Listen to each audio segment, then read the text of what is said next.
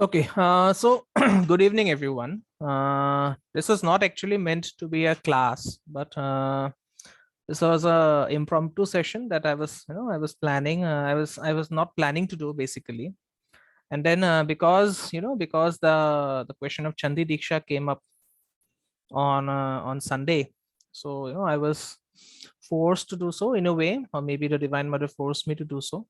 So why the session has been arranged is, to clear the misconceptions that are there regarding mantra and diksha.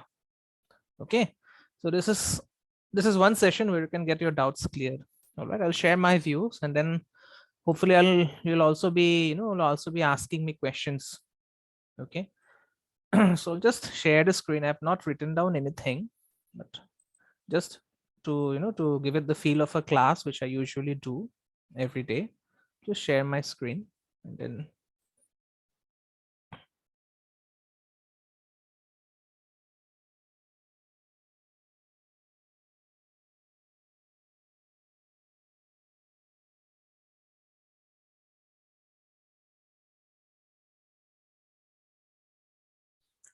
okay, so this is mantra and diksha. Okay, so as you can see, I've not written down anything because, as I said, this was a very impromptu decision to have this session. Now the point is there are quite a lot of misconceptions regarding mantra and diksha. Okay, a lot of stuff is there which is going around on the internet, showing that this is the right way to go, that is the left way to go. And then what it does essentially is that it leaves the people very, very confused. And as you all know, the internet is a personification of Rahu, right? So although Rahu represents the highest of the mantras, but the main aim of Rahu is to create illusions for you. Okay, so share a Jyotish perspective, but this will go beyond astrology, beyond mundane astrology, that is. And then hopefully I'll be taking your questions here. Okay, so now when we speak about mantra, this word mantra, it actually is a combination of two words. Okay, man and trai. So this is a Jyotish perspective I'm giving you of mantra, right? Man and trai. So the house that represents your mana, okay, the house that represents your heart. Mana is basically heart, it is not the mind. Okay, and for those who are not acquainted with it, Dil and Dimag, they are the two, they are the two sides of the same coin. Okay, if your heart is filled with a lot of calculations, with a lot of worries and a lot of anxieties, then it starts behaving as your mind. But basically, both are one and the same. Okay, so there is no difference between heart and mind. There are some people who will say dil se socho, dimag se mat socho. It's nothing like that. They are not two separate entities. They are only a one entity. Okay, so astrology recognizes this, and it says that the BPHS, it says that the fourth house is your manabhava. Okay, the house of the mother, the house of your domestic life, your happiness. So everything is related to the mind, right? And this word mana, basically manas, so as to say, this is entirely related to the fourth house. And then what we also know is that the second to any bhava is the bhava of your sustenance. For example, if we consider the Lagna Bhava as the first house, then the second house represents food. That means it represents something that sustains the body, right? It represents something that sustains the body. So the second to any bhava is known as the Trai Bhava, right? So then, since the fourth bhava is the Mana Bhava, in that case, the Trai Bhava of the Mana Bhava is the fifth house, right? The second to the fourth house is the fifth house. So here, in that way, we arrive at a combination of two ways, manas and trai. Okay, so the combination of those two words gives us the word mantra, right? Mantra. And that is the reason the fifth house is actually known as the mantra bhava. Okay, the fifth house is actually known as mantra bhava. Now then, when you speak about mantra, the most basic understanding or the most fundamental understanding that everyone has is that it is a way to control the mind. Okay, it is not actually the fact, right? A mantra is actually a way to direct the mind. It's not about controlling the mind, it's about directing the mind to a certain objective, to a specific objective. Okay, now again, if I come to the topic of mantras, there are two types of mantras. One is a prasiddha mantra. It is known as a prasiddha mantra. Okay, so prasiddha mantra are those mantras which have been, uttered by the rishis and the maharishis for the benefit of all humanity. Okay, that is known as the prasiddha mantra. And then there are mantras which are kila mantras. Okay, and that means these mantras require initiation. They are, they have certain points where they will not work. Okay, the kila mantras, the kilaka mantras, they require initiation by a competent guru. If I have to make it clear, for example, Om Namah Shivaya, which is also known as the Shiva Panchakshari mantra, that is a Prasiddh mantra. That means everyone can utter it. Okay. But then there are certain mantras, for example, Om Shivaya Namah. If I say Om Shivaya Namah, then that is a mantra that requires initiation. Okay. And even if you have been initiated into a mantra, that mantra, that mantra will work only for a certain period of time till the power of the guru or the, or the initiator who has initiated you, till the power of the guru lasts. Till then, that mantra will also last. Okay. So that is the basic difference, right? That is the basic difference. Now the point is, for an astrologer, okay, what does an astrologer do? The astrologer is well within his, rights to suggest remedies. Okay, but what the BPHS suggests, that the astrologer should suggest only prasiddh mantras. The astrologer should not suggest mantras which require initiation. And if the astrologer is suggesting mantra that is, that require initiation, in that case, the astrologer must be a Diksha Guru himself. Okay, if the astrologer is capable of giving Diksha, then of course there is no restriction on the mantras that the astrologer can prescribe. Okay, there is no restriction on that, right? But then if the astrologer is not a Diksha Guru, the astrologer is not, is not in a position to give initiation, then it is highly recommended that the astrologer should, should recommend only Prasiddh mantras, right?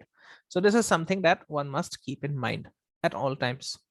Okay, even while doing astrology, you have to, even if you are, if you are beginning, don't go and say recklessly to do the Gayatri Mantra. You have to understand the implications behind the Gayatri Mantra as to how it works. Okay, so I've listed 3 very popular mantras that most astrologers suggest to their clients. Okay, so the first is the Gayatri Mantra. Next is the Vishnu Sahasranamam. And finally, there is the Lalita Sahasranamam. So we have had a session on Vishnu Sahasranamam by Ramesh Venkatramanji. He is a well-known sadhak who is also associated with a organization termed as VLead. Okay, so if anyone wants to go and access that recording is of course available on YouTube. But now let's come to this topic of Gayatri Mantra.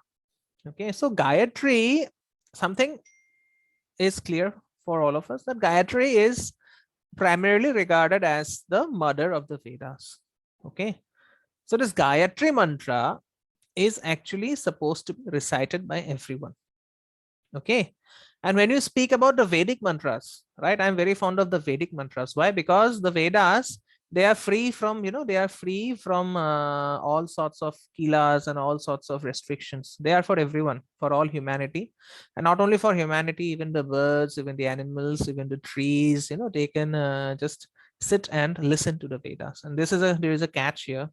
You cannot, you cannot write down the Vedic mantras. You have to listen to the Vedic mantras from a guru and then recite it on your own till you get the swaras and the, chandas correctly.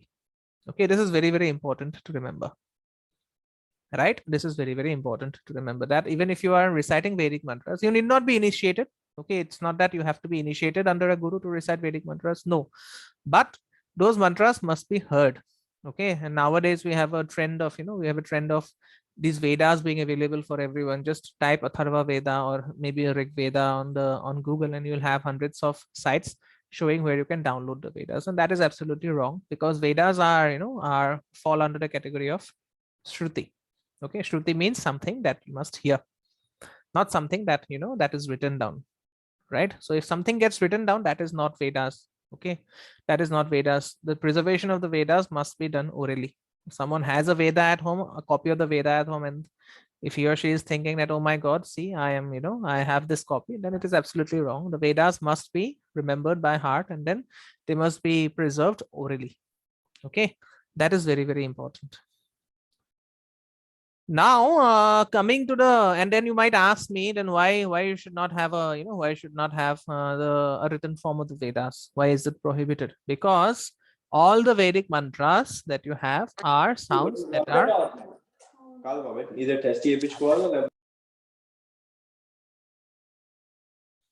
yes. So you might ask me, why is it prohibited that you should not, you should not have a written version of the Vedas and things like that? The point is, Vedas, the mantras that are there in the Vedas, they are, they are more or less the sounds that are available in nature, right? For example, suppose I tell you to write down the sound of a raindrop. Okay, I'll tell you if I ask you to write down the sound of a raindrop, how will you write it? I will write it tap, tap, tap. Maybe someone will write it tip, tip, tip. But which is correct? The point is, only the guru can tell which is correct. Okay, and the guru must have heard from his guru, because at the end of the day, these Vedas are regarded as apurushaya. That means they were not composed by anyone, they were just revealed to the rishis at the highest states of meditation. Okay, so from generation after generation, these things or these texts have been, have been orally preserved, and that is how it, how it works. It is the same philosophy that is followed by the Quran, because even when people, when Muslims recite the Quran, they say that the Quran must be remembered by heart. You cannot write down the Quran. You can only listen to it, and then you can, you can follow it. Okay, so a similar tradition is followed by the Muslims as well, but this is something that they have derived from the, from the Vedic tradition or from the Sanatan tradition. Okay. Now, interestingly, Gayatri Mantra is something that is recommended by 99.9% of the astrologers. Sun kharab hai, Gayatri Mantra karo. ये खराब है, गायत्री मंत्र करो. वो खराब है, गायत्री मंत्र करो. But what is the Gayatri Mantra? Gayatri is the form of the Gayatri Mantra that we have. There are actually two forms. Okay, the first form is of course known to everyone. Aum bhurvuvah swaha tat savitur varenyam bhargo devasya dhimahi dhiyo yo na prachodayat. But that is not something that the Vedas recommend. Okay, the Vedas on their part, they recommend the Savitur Gayatri Mantra. Okay, now Savitur is a deity, right? Savitur is a deity who is associated with the Hasta Nakshatra, if I'm not mistaken, right? So Savitur is, the Savitur also represents, if you look at the Surya Ashtottarishat Namavali, one of the names of Surya is Savitur. Okay, why? Because Savitur represents a certain quality of sunlight before 9 o'clock in the morning. All right, before 9 o'clock in the morning, the quality of the rays of the sun is said to have, they are said to have the quality of Savitur. Okay, and that is the reason all the remedies that are related to Surya, I'll always advise my clients to, to do these remedies before 9 o'clock, because then the quality of the sun rays are always Savitur, and the remedy will work in that case. Okay, so what the Vedas are asking you is recite the Savitur Gayatri Mantra that is available for everyone. Okay, Savitur Gayatri Mantra. So the Vedas, the Vedic mantras are like rice. Okay, like rice, everyone can consume. Even a rich person can consume, even a poor person can consume, and even an illiterate person can consume. If an illiterate person starts reciting the Vedas without knowing the meaning, by just, by just hearing the sounds that maybe has been orally passed to him by his guru, then also these mantras will work. And that is the beauty of Vedic mantras. Okay, that is the beauty of Vedic mantras, right? So now what happens is Savitur Gayatri Mantra. Okay, Savitur Gayatri Mantra. This is something that the Vedas prescribe for everyone. So if you are not initiated into Gayatri, right, then you are well within your rights to recite the Savitur Gayatri Mantra. And this is a very common mistake that astrologers make. They will tell you to recite a Gayatri Mantra, but what they should be telling you is that please recite the Savitur Gayatri Mantra. Okay, because when you remove the word Savitur from this Gayatri Mantra, then you are arriving at a particular mantra, a particular Gayatri mantra, which is known as the, which is known as the, which has, say, a very particular form of the Gayatri mantra. Okay. There is something which is called Samput. Okay. There is something which is called Samput. Now, Samput is, Samput is something which means capsule, right? Samput is something which means capsule or a closing. If I have to be very specific, it means closing. So now we all know that, a capsule has two parts, the outer covering and, and the inner covering as well. Okay. A capsule will have the outer covering as well as the inner content. Okay. So in Mantra Shastra, Samput mantras, Samput mantras are considered to be very, very powerful. Okay. And the most common form of Samput mantra, the most common Samput mantra is the Gayatri mantra. Okay. And the Samput that is used in the most common form of Gayatri mantra is known as the Brahaspati Samputa. Okay. It is known as Brahaspati Samput. The Om Bhur Bhuva Swaha, which we, I'm sorry, which we normally use, this is known as Brahaspati Samputa. Okay. And then there are various ways to, to Samput mantras, right? There are various ways to put the mantra in a capsule, right? For example, let's take the example of the Gayatri mantra. Okay. So we know that the form of Gayatri mantra that we commonly recite is Aum Bhur Bhuvaswaha Tat Savitur Varenyam Bhargo Devasya Dhimahi Dhiyo Yuna Prachodayat. So that is, that is a very common form we know, right? But then this Aum Bhur Bhuvaswaha, this is a trigger, right? This is a trigger. So as I said, there are three different ways to Samput mantras. So the first mantra, Aum Bhur Bhuvaswaha, this is the trigger. And the second mantra, Tat Savitur Varenyam Bhargo Devasya Dhimahi Dhiyo Yona Prachodayat. This second mantra is the rocket or the bomb which will maybe explode and give results. Okay. So what happens is, you should have Siddhi in at least the trigger mantra to experience results from the second mantra. Okay.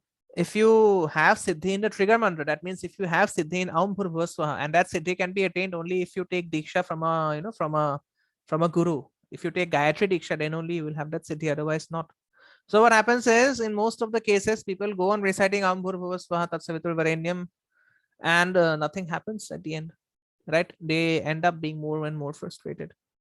Okay. So this second mantra, which is the Savitur Gayatri, added with this, with this Samput, Brahaspati Samput, very specifically, this is the rocket that is supposed to give you results. And this rocket will give you results even if you don't use the trigger, because it's a Vedic mantra, right? It's a Vedic mantra. So this rocket will give you the result.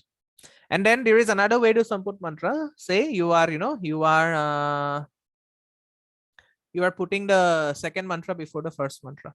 So suppose you are saying Tat Savitur Varenyam Bhargo Devasya Dhimahi Dhiyo Yona Prachodayat Aum Bhur Bhuva Swaha. So this is another way to Samput that mantra, right?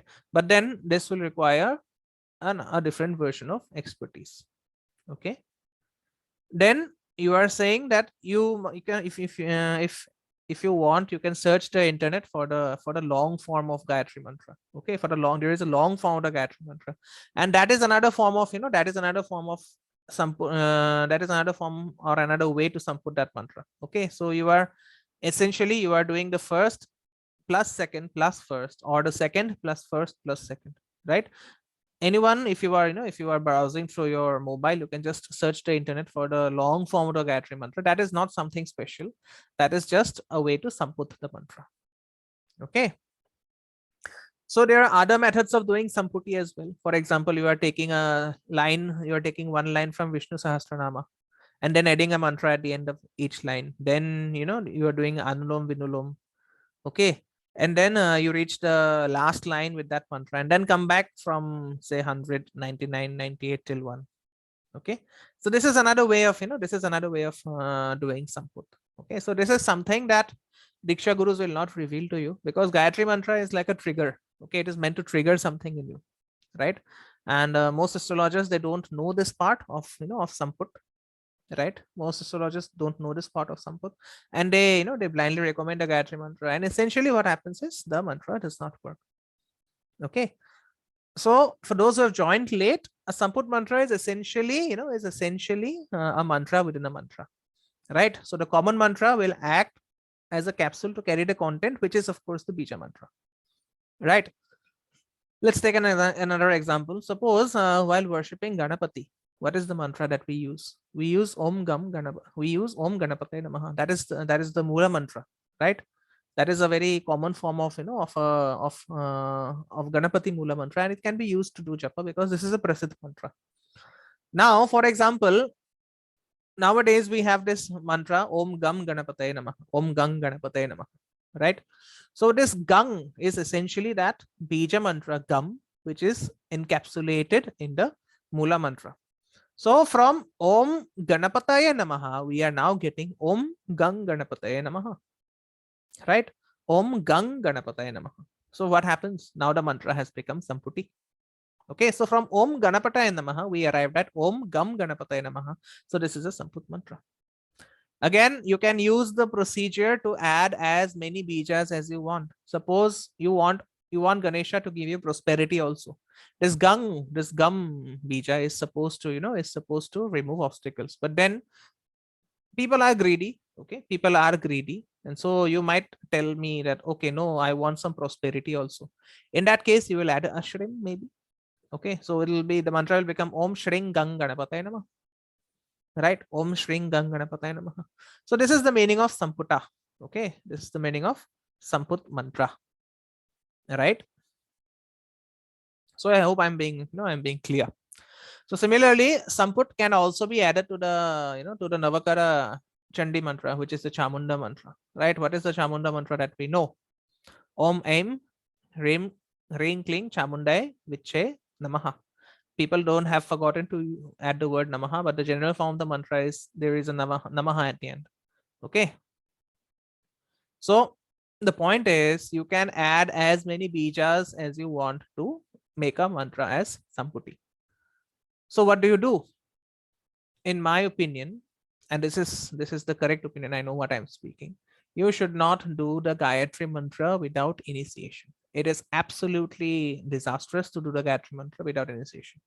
Okay, but then people are doing that, right? All the schools, maybe if you are going to a Hindu majority school, or maybe a school which has a Vedic outlook, say the Maharshi Vidya Mandirs that have been established by Mahesh Yogi ji, right? So they will recite the Gayatri mantra day in and day out, but ultimately what happens? Are they capable enough to do it? They are not capable enough. But then because everyone is doing it, it becomes correct. Because everyone is doing it, it becomes correct. But that is not how it works. Okay, so you are well within your rights to recite the Savitur Gayatri mantra. Okay, Tat Savitur Varenyam Bhargo Devasya Dhimahi Dhiyo Yona Prachodayat. Mantra starts, mantra ends. This is a very Vedic mantra, and you can recite it completely. Okay, again, speaking of the Samputa or Samput, so as to say, Samput depends on the in earlier days, Samput actually depended upon the Varna system. Okay, so if you had if you belonged to the, we have to omit Om. No. Tat Savitur Varenyam Bhargo Devasya Dhimahi Dhiyo Yona Prachodayat. I'll come to this Om thing. Okay, so this Brihaspati Samput, Aum Bhurbhuva Swaha, this Brihaspati Samput is actually meant for the Brahmanas. For the Shudras, there was a different Samput. For a Vaishya, there is a different Samput. For a Kshatriya, there is a different Samput. And every Samput mantra, specifically the Gayatri mantra, requires initiation. Now, Bikong has asked this question, Om. Okay, so there is an initiation that is required before you can chant Om. That is the reason the Vedas do not have this Om before the mantras. Go and pick up any Vedic mantra. You can just browse the internet, go and pick up any Vedic mantra. The mantra will not have Om. It does not have Om because Om requires initiation. There's a particular way to chant Om. Okay, for example, suppose you are initiated into Om, then the process is that you have to first allow the body to absorb the mantra. You just have to hear it before you can actually start to recite it. You first have to hear it before starting to recite Om. Okay, you have to allow that sound.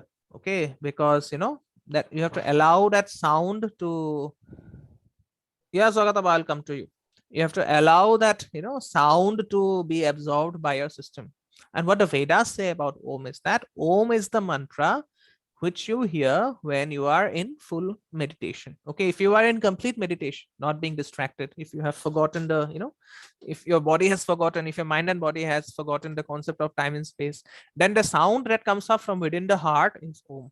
Okay, that is what the Vedas say, and that is something that even Maharshi Mahesh Yogi ji also used to say.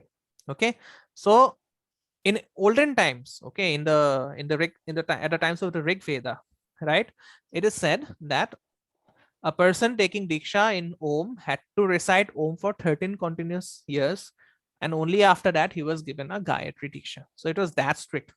But now everyone is saying Om, Om, Om. It will not yield results. That is the reason Vedic mantras will not have Om, right? The Mrityunjaya mantra, which is there in the Vedas, okay, Trayambakam Yajamahe Sugandhim Pushtivardhanam. So this mantra should be recited without adding the Om. It is very important. Otherwise, the mantra will not work, because you are putting something before that. You are putting a capsule before that, in which you are not initiated. So how will the mantra work? The mantra will not work, right? Someone is being asked to recite the Mrityunjaya mantra, and by the way, Mrityunjaya and Mahamrityunjaya are very, very different. Okay, Mahamrityunjaya mantra is a combination of something else. I'll not reveal that. Right, but Mrityunjaya mantra, Trayambakam Yajamahe Sugandhim, this mantra must be always recited without using the Om. It is very important, because if you're using Om, you are essentially preventing or obstructing the power of the mantra from flowing out.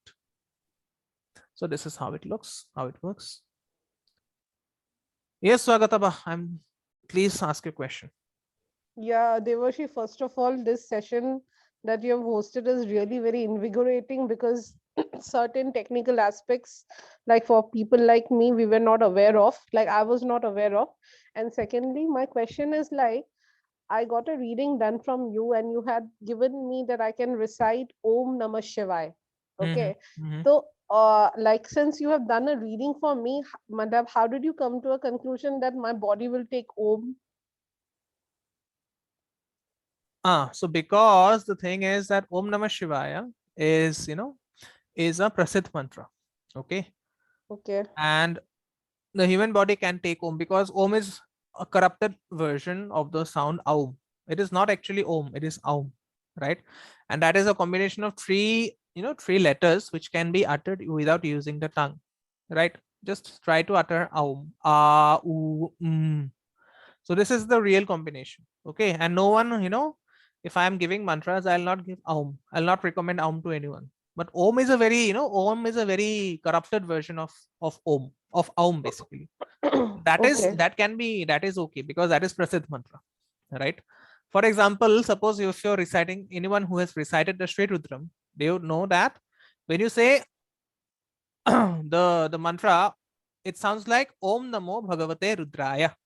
But if you recite if you recite the Sri Rudram either with a proper swara or something like that, it is Om Namo Bhagavate Rudraya. They from Om they are going to On. O and On. On Namo Bhagavate Rudraya. Why? Because they're avoiding Om purposefully here.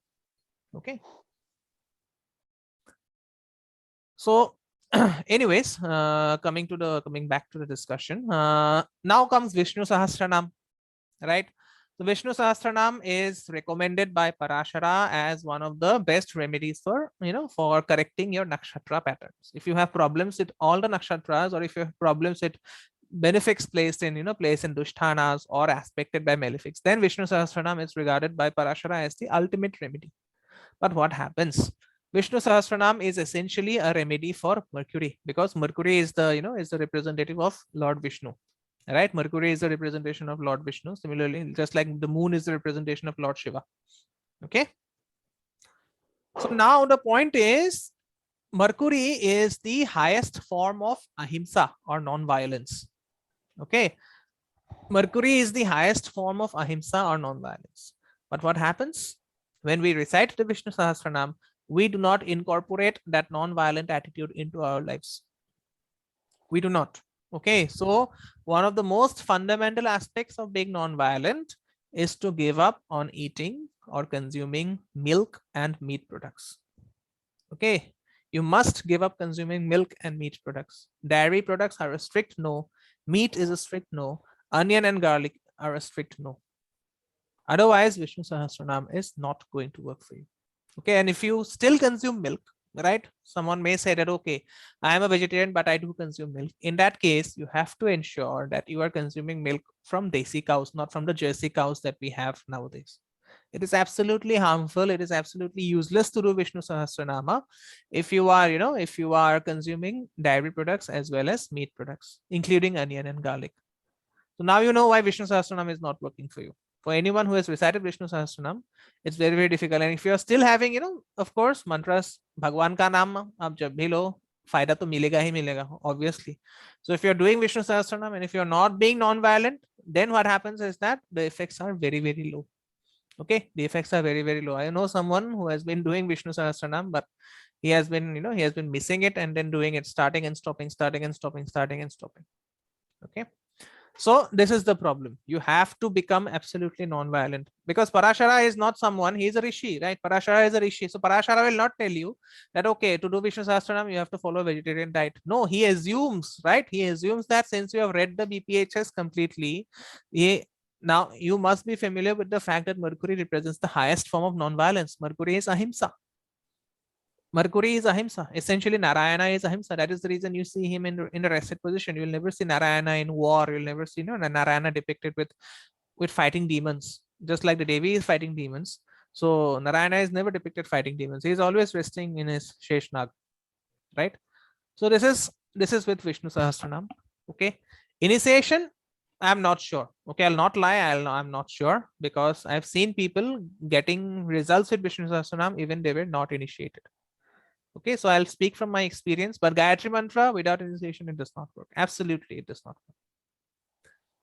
Next comes Lalita Sahasranam. So this is another popular remedy that is recommended usually by astrologers from South. Okay, if you have a problem with Venus, or if you have a, if you have a problem with in your marriage or something like that, or if you are, if you're wanting to increase abundance in your life, then you are asked to recite Lalita Sahasranam.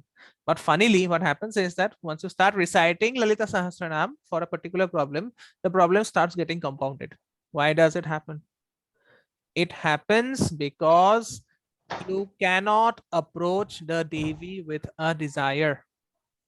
Okay, you cannot approach the Devi with a particular desire in mind. The Devi will not work for you. The Devi will just laugh and she will just compound your problems. If you're worshipping the Devi, you have to be absolutely pure-hearted. That is the reason the fourth house of Navamsha is regarded as the most dangerous house, because there your purity is tested.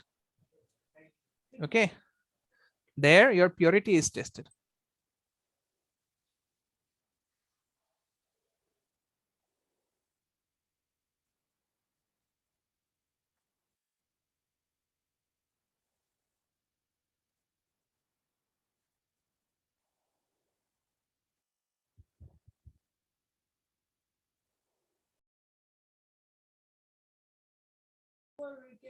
So the thing is, this Lalita Sahasranam should not be, should not be. I'm sorry for the pause. There is something that, there was an issue with my electric wiring. Maybe there's a limit that I should not give away these things. Anyways, so you cannot approach the Devi with a desire in mind. Okay, you cannot approach the Devi with a desire. Yes, Rajendra ji, it will be. So you cannot approach the Devi with a desire in mind. If she has created a desire, she is ensuring that you will not reach her. Okay, she is Mahamaya. Okay, she is Mahamaya basically. So the point is, if you approach the Devi with a desire, the Devi will not work. Okay, the Devi will not give you anything. And the other thing is that there are other Devis, which there are other deities which will help you with desires. I'll reveal those in the remedies class basically, right? Now the other thing is that Lalita, to Lalita is a queen, Sri Vidya. She Sri Vidya, Shodashi. Okay, Tripura Sundari, whatever you like to call her.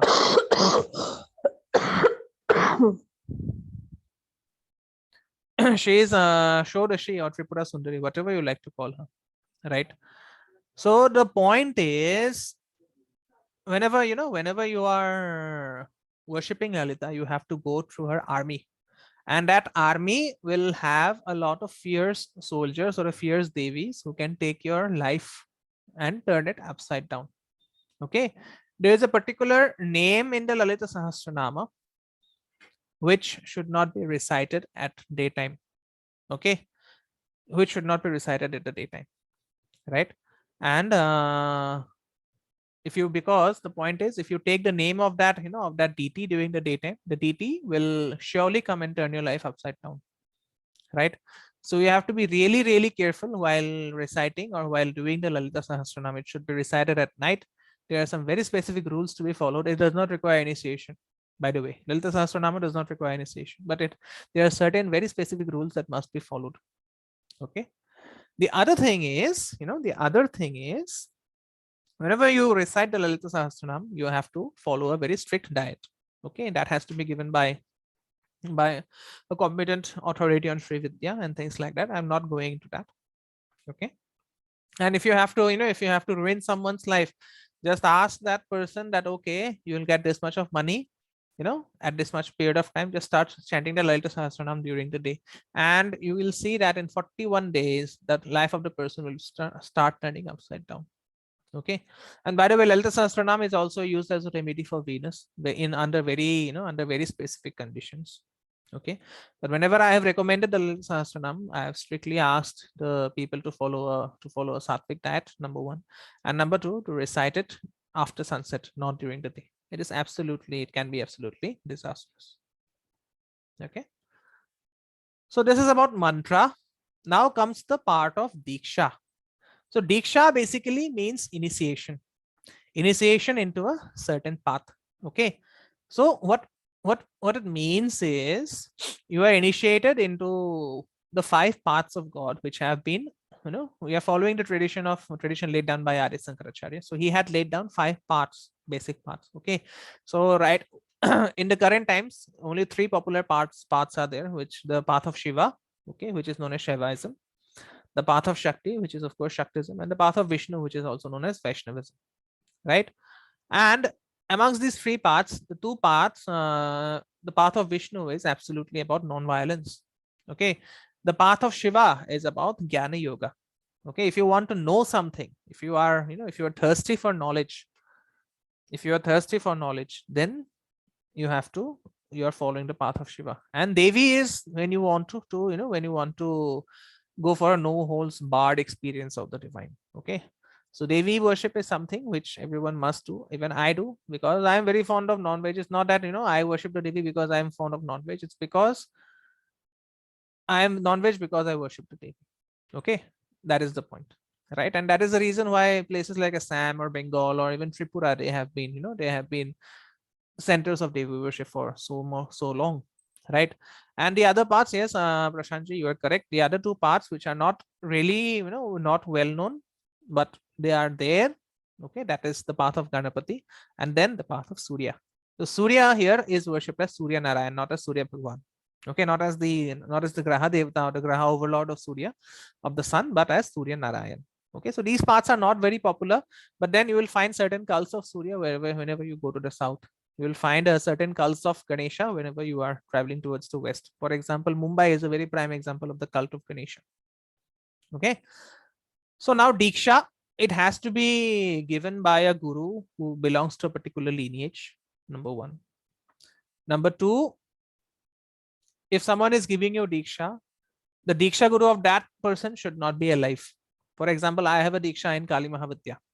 Okay, I have a Diksha in Kali Mahavidya. But the point is, the guru of my Diksha guru is not alive. That is the reason my Diksha guru initiated me. Okay. And thirdly, Diksha, this is very, very surprising, but this is something that is, that is not really mentioned. Diksha is something that can also, it can also happen in a dream. Okay, there have been instances where people have had someone very unknown to them. That person has come and whispered something in the right ear. Okay, because if you're getting a Diksha, the most common procedure is that the guru will make you sit near him or her. Then I'll ask you to, extend your right ear and utter the mantra very, very softly. Okay, so that is how the Diksha is done. Other rituals that follow, they are elaborate rituals. Okay, they may or may not be done. I'm not sure. I'm not bothered. But this is the basic, basic requirement of a Diksha. The Guru just utters the mantra in your right ear 3 times. Okay, that is the very basic form of Diksha that is given, right? But Diksha, as I said, can also happen, happen in a dream, and that is very, very lucky. Okay, Ramakrishna mission, if someone is from Ramakrishna RK mission or Ramakrishna mission, they will say that you can get Diksha from Swami Vivekananda or Ramakrishna Paramahansa if you just extend your arms and ask them to give you initiation. That is a very that is a very that is something, that is a principle which I don't generally subscribe to, and neither do I ask others to subscribe. Okay, so Diksha is usually obtained when Guru is transiting your lagna, number one, or number two, when you are when you are running the dasha or antar dasha of your third or 11th lords. Okay, because ninth house is the house of Guru, right? Third house is the house of Diksha, and 11th house is the house of Guru Upadesha, which again can come in the form of Diksha. Okay, so finally, the way of Guru or the way of deity which you want to follow, which do you want to follow? So this is again another interesting topic which is rarely discussed. I'll just open up the Pandora's box here, and then maybe you'll take away whatever you wanted to take away. The way of Guru is when you are following your Guru's advice to the T. Okay, suppose the Guru has given you a mantra, Om Shivaya Namah. Okay, this is a Diksha mantra which requires initiation. So Om Shivaya Namah, you are saying and saying and saying and saying, then all of a sudden you have a you have a darshan of Shiva, or maybe you have a vision of Shiva, when Shiva comes and tells you, no, it is not Om Shivaya Namah, it is Om Namah Shivaya. So all of a sudden, because you're trusting Shiva a lot, now you are going for now you are going for Om Namah Shivaya, because Shiva has come to tell you. Okay, so it depends upon your belief system, on how much trust you have, and that is all determined by the 12th house. If your 12th house is very, very weak, then you will not have much trust. Okay, or suppose Surya is aspecting your 12th house, you will not have trust over that. You will not have much trust, because Surya is throwing light over the 12th house, which is actually the house of darkness. Okay, so this is it, right? This is it, and I'm throwing this forum open for your questions. Okay, if you have any questions, I'll be very glad to answer.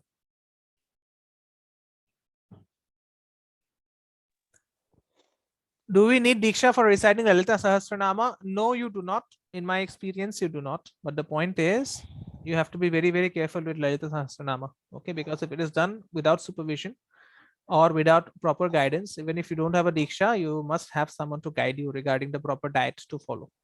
Okay, so I suggest that instead of Lalita Sahasranama, you recite the Lalita Trishati. That is absolutely safe. Lalita Trishati it is known as.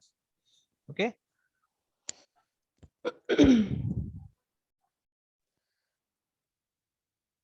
Devarshi.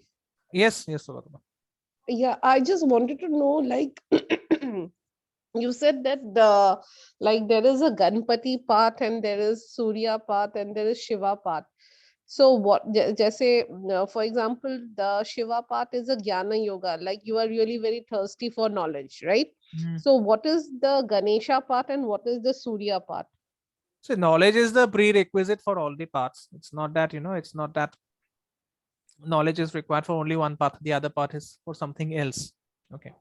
But the point is, when you take the path of Shiva, you are actually trying to make your intellect very razor sharp. Okay, because Gyan yoga is not possible if your intellect is attached to something or someone. For example, if you have a guru, then your intellect, generally what happens, our intellect is very attached to our parents. For example, if someone says something bad about our parents, even if it is even if it is right, we get very infuriated or we get very angry. So that is something, and that is an example of the intellect being attached to something. When you are taking the path of Shiva, your work actually becomes your worship. Okay, the things that you are doing to know the divine, you will not accept anything without a proof, right? It is almost bordering around atheism, right? You are almost a borderline atheist in that case, because at the end of the day, when you realize the supreme, you'll understand that the supreme or the divine has no self, as does not have a body. It is absolutely formless. So it'll take some time for everyone to realize this. Okay, there is nothing called God. There is nothing called the divine. It is just a force, or it is just a field that we are we are living in. basically, and that field surprisingly responds to our emotions. So I don't know why that happens, but this is something that works, or that is the reality. The other thing is that when you take a particular path, right, you do not choose the path will choose you. Okay, it's not that you can think that, okay, I'll become a, I'll become a Shivite and you'll start worshipping Shiva. It will not work that way. In my personal experience, I have always, I've always been a Shiva worshipper since my childhood. And very recently, say a few years ago, I tried to get into Vishnu worship, but I did not agree. It never happened with me. Okay, it never happened with me. I'm a very big Shiv bhakt, but I have a Diksha in Mahavidya. So that is something that I was not in control of. The Devi chose me basically to have that Diksha. So that is how it works. Yeah, I get that feel thing, that what you said, like it's very relatable. And like for example, what is that Ganesha part and what is that Surya part? Like, can you just say,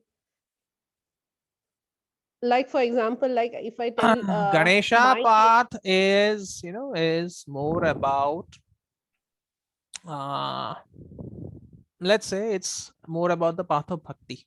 Okay, it's more about the bhakti marga that we don't, we follow. Okay, Okay. and the path of Surya is more about using your physical body to, to understand the divine. The hatha yogas that we have, which also includes the Surya Namaskar, by the way, that is all the path of Surya. Okay, so you're using the sun as, as a Jagrat Devata, and you are worshipping the sun by using your physical senses as well as a physical body. That is what the path of Surya is. Okay. One more thing I wanted to actually clarify, like now, like right now, like there's some kind of paradox that I actually got, because I don't understand a lot of these intrinsic detail.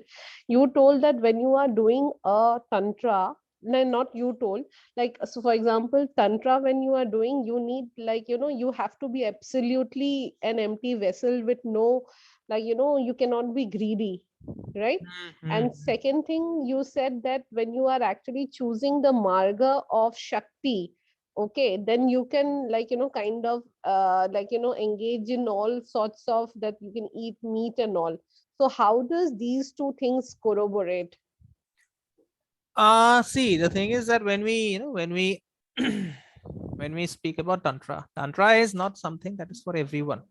Okay, and if you want, see, the point is, if your basic needs are roti, kapra, and makan, there is absolutely no need to go and knock on the door of the Devi. It's absolutely useless. The Devi will just throw away the desire and turn your life upside down. There's very specific deities that you can worship for wealth, or for love, or for, or for prosperity. Okay. Mm-hmm. And when you speak about tantra, the thing is that, as I said previously, you cannot approach the Devi with a desire in mind. Because if you have a desire in mind and then you are going to a Devi temple to cry, Oma, give me this, give me that, the Devi will simply kill that desire. That is the reason she is killing Rakta Bija. No? Rakta Bija is nothing but our desires that we have. Okay. Okay. So And huh. tantra is something that you do for your own satisfaction. In my experience, I've always done tantra for, for knowing the unknown, only to realize that there is a part of creation which we will never know.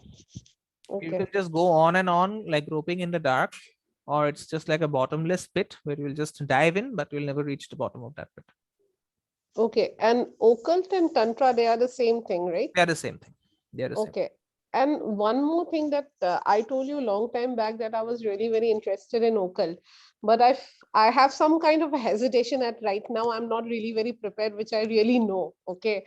So, like for example, if you want to do occult, like for example, if you see the deities like Shiva, Shiva is teaching the Shakti, and Ganesh and Hanumanji is also, like they are parangat in whatever, like they do. So is there any part in occult where you actually like worship Shiva, Ganesha and Hanumanji?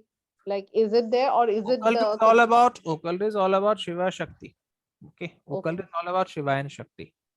okay, Right. Without the Purusha and Prakriti, not Shiva and Shakti primarily, but the Purusha and Prakriti. So without occult is not something that is up there and you are just doing it. It is something that is around us. Okay. You have to okay, be involved with the five elements basically.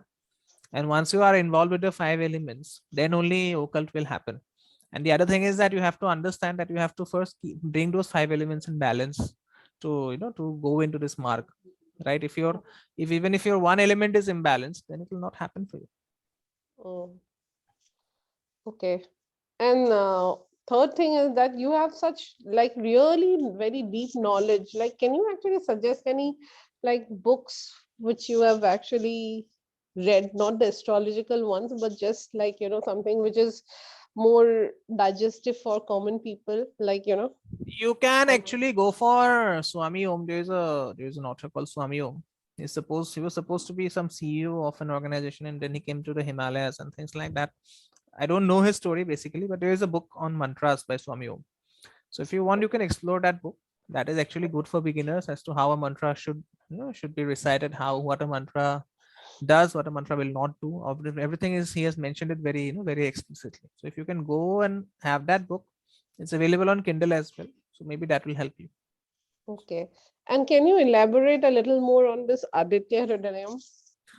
Aditya Hridayam, yeah, I'll get to that question. Oh, just answering Prashantji's question. What is the Ha ha. prerequisite as a human to get a Diksha? Who gets a Diksha? There is no prerequisite here, Prashantji. We are not the ones to determine who will get a Diksha, who will not get a Diksha. Okay.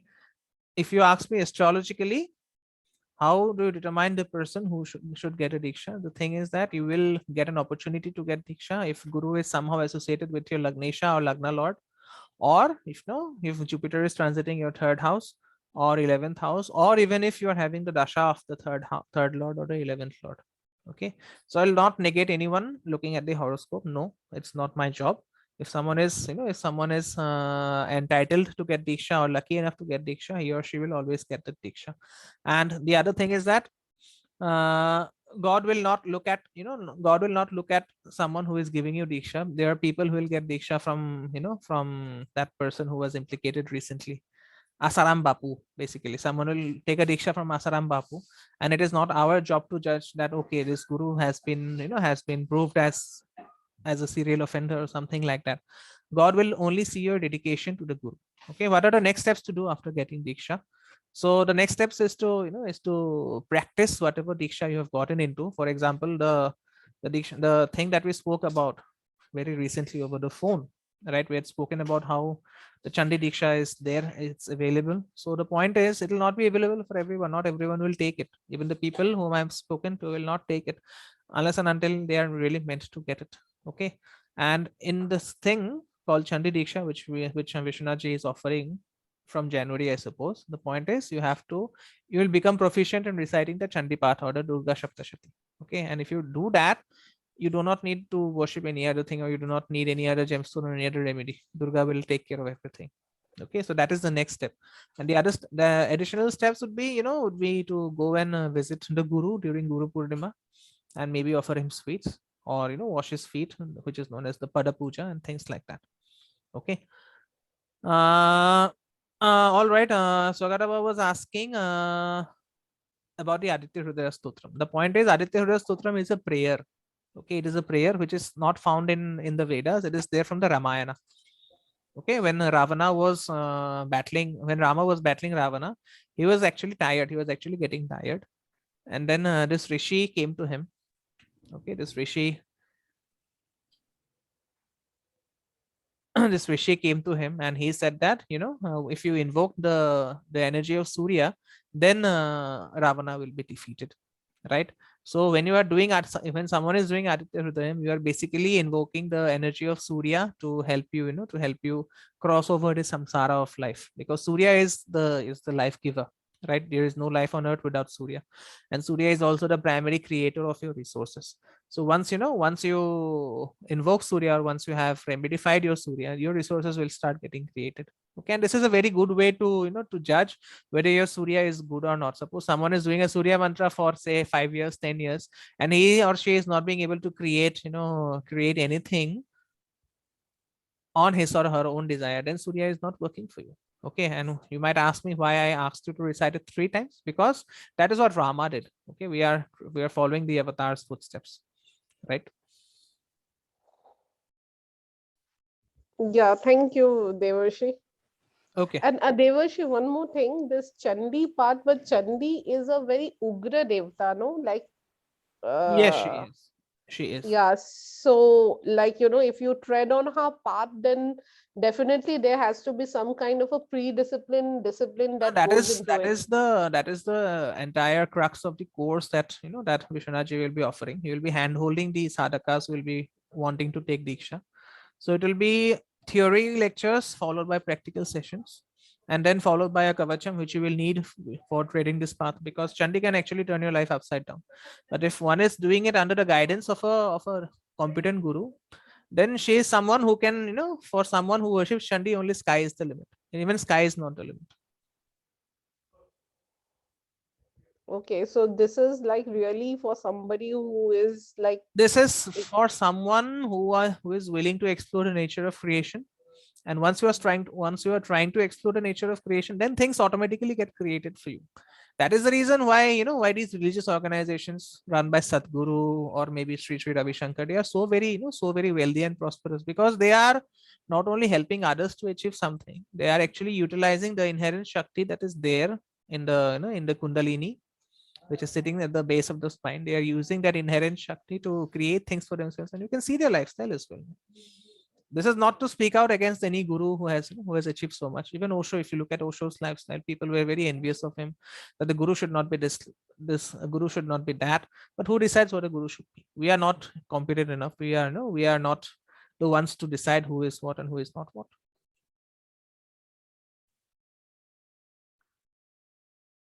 Sir, I have two questions. Yes, Rajesh ji. Rahul ji has Uh, raised his hand. I'll come back. I'll come to you, Rahul ji. Yes, Rajesh ji, please. yeah, and the first thing is most of the times nowadays all the mantras are available in the internet. Most of the times, if I want to read, I'll just open Google and just search for the mantra and read it. Is it a good practice? No, it's not. It's not. It's not. The mantra has to be given either by an astrologer or Mhm. by a guru or by someone very competent who is proficient with the mantra. Okay. Okay, because as I said, Lalitha Sahasranamam, if I tell you the name of that deity, Mhm. you just recite that name once and that deity will come and turn your life upside down tomorrow. So I've refrained from taking the name of that deity. Because what Okay. happens is, if I tell you to, don't not to think about monkeys, the only thing you will do is that you'll think about monkeys all day long. Hmm. Yeah. And the second thing is like in the PVRG website and the Manish Pandit sir, they are referring the homers right nowadays. So in this, also they are referring some Samput Mantras when doing the Homa. Is it okay to do those things? No, it is not. But if you see, if they are referring to some Samput mantras, Mhm. they'll always say that this mantra should be done using a proper swara. If you look at the manuals, you'll get that thing. Okay, because I saw the Ganapati one, Om Gam Ganapati and Yes, Namaha. It is that has actually that has actually come out from the cult of Ganesha. Okay, okay. Om Gang Ganapati Namah. That has actually come out from the cult of Ganesha. But the point is, that mantra is of course Samput, but because it has Mhm. come out from a cult, so it has certain power linked to it. But that power will not be there for the next, it will be there for only say 300 to 500 years, not more than that. Okay. Okay, sir. You're right. So that means you suggested not to pronounce the Samput mantras in the Homa as No, well. no, you can pronounce Om Gam Ganapataya Namaha. No issue Mhm. with that. But then Okay. the point is, there are certain ways of referring to the Bija mantras. Okay, there are Okay. certain ways of doing Bija mantras.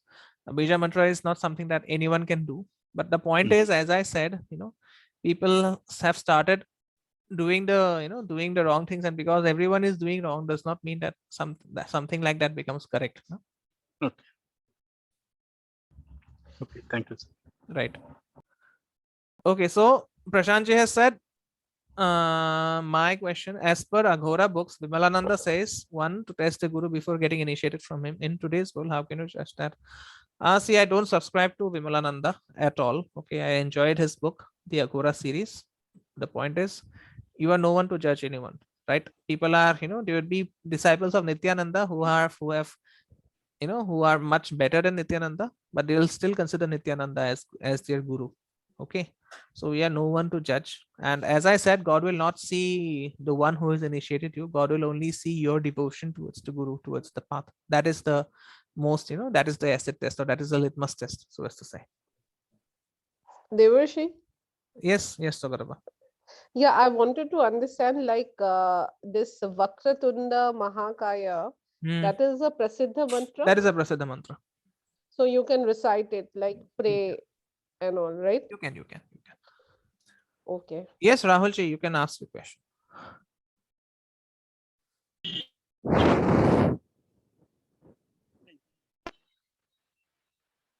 Can you hear me, Dev? Yes, I can.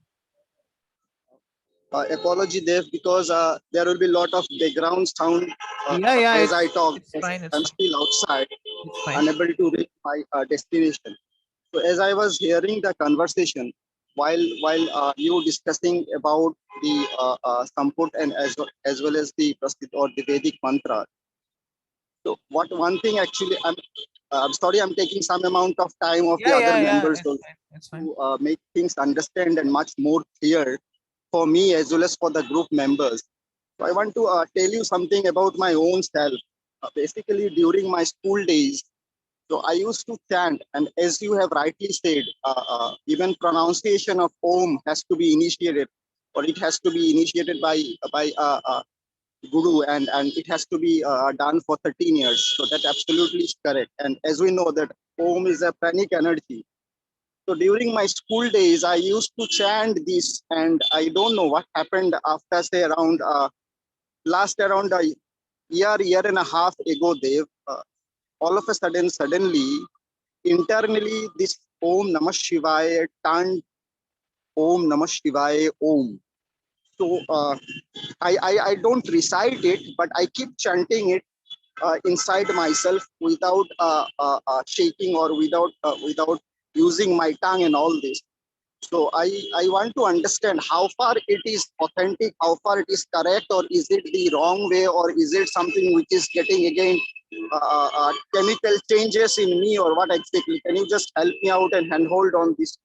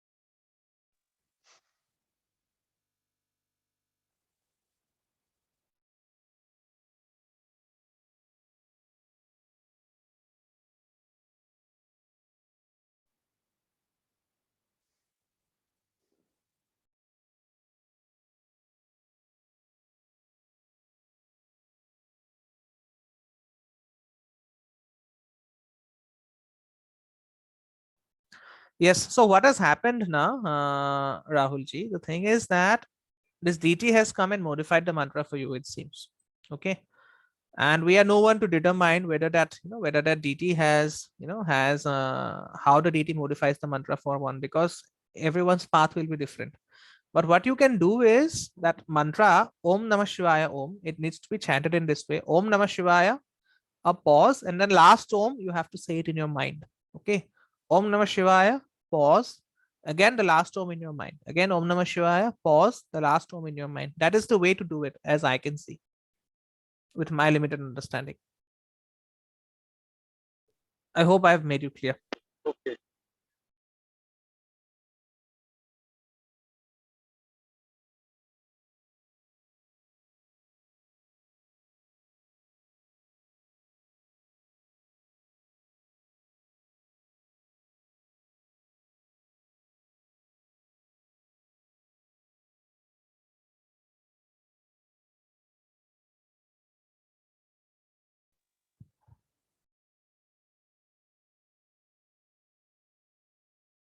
All right. So thank you everyone for joining in. I don't think there would be other questions here. So just for your information, Vishwanath ji will be conducting a special session on Kali, okay, on this Saturday. So there he will be revealing a very unique method as to how you can just control your anxiety and stress levels by doing a very specific prayog of Kali. Okay, so that will be a tantra method that will be revealed for the benefit of everyone, hopefully. And yes, thank you everyone. I'll see you on Saturday. Om Gurave Namah. Thank you, sir.